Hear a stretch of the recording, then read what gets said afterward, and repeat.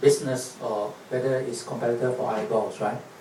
And it would be wrong of you to say, of anyone to say that the press here is not credible, right? And if you start from that, then you are talking to the wrong audience, because international surveys have shown by Gallup and all the hosts of other, including local work, right? While Singapore's press control, press freedom is limited, right?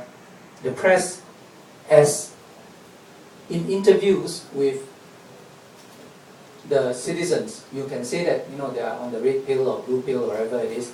They report high credibility of the press. The last survey by Gallup, 1987, right? Singapore ranks among the highest, right? And in fact, the problem with the press, despite all the freedom in the West, I'm not an advocate of the quite draconian, and we'll talk about that, quite restrictive laws of the press in Singapore. But the government has run the press in a way which has allowed the press, despite its detractors, to have extremely high credibility, 70%. And you can say, how about politics?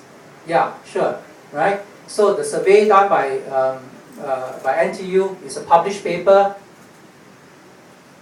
The credibility goes down to 45% during elections, right? But still, when you look at where people get their information from and where they believe their information from, what sources they believe, the newspapers continue to be the #1 source and the most trusted source. And unless the alternative media comes to understand that, right, then you are barking the wrong tree, right? So your competition is not the press. Your competition is actually time. If I have 20 minutes a day to read the newspapers, right, why should I read the TOC? I have a lot of time, but most people don't, right? So I think that is the challenge. So you may be a foreigner and you think that a lot of people nobody believes the Straits Times, but that is a myth, right? The majority of the people believes the Straits Times, and many more people in Singapore believe the newspapers than in the West. Okay? In fact, I'm doing a study on, there's no correlation between press freedom and press credibility in the world at all. Zero correlation. Right? It's a mystery I'm trying to explain. Okay, but that's another point. Right? Of course, the Straits Times is pro-government. In fact, it is a stated editorial policy to state that we are pro-government. Okay? So it does not even hide that. Right? And at sometimes it does not report the news that you want it to report, and it does not report it with the angle that you want to report. But for most people, that is very clear. I don't want to belay the point. Even you brought up a very fundamental point. Why is the Straits Times or the mainstream media not doing what it wants to do? I think one is, well, what do we say, psychological. People don't know that they have this space, right? And well, because of historical reasons, and even continue now, people who speak up get in trouble, right? And I think that includes journalists. But the counterexamples are people like Silan is here, right? Martin C. Okay, of course it's problematic when you say the government, when you criticize the government, right?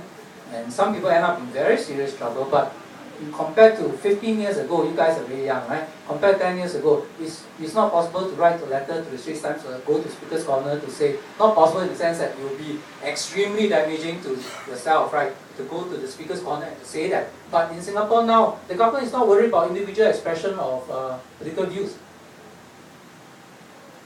You read the letters that are sent to the foreign pages, and the alternative media needs to understand that right after the 2006 elections, the next day, one letter said, why I voted for the opposition.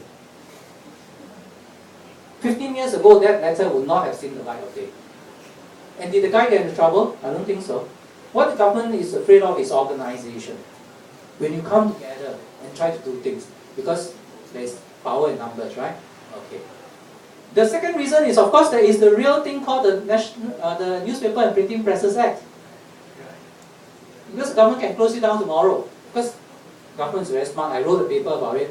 Government used to close down newspapers, right? But it doesn't need to anymore, right? Because the newspaper has chosen to be pro-government, and because of the structure of the Newspaper and Printing Presses Act. You'd like to give Kassim something? Yeah, just a quick comment by Kassim. Yeah, well, I think the impression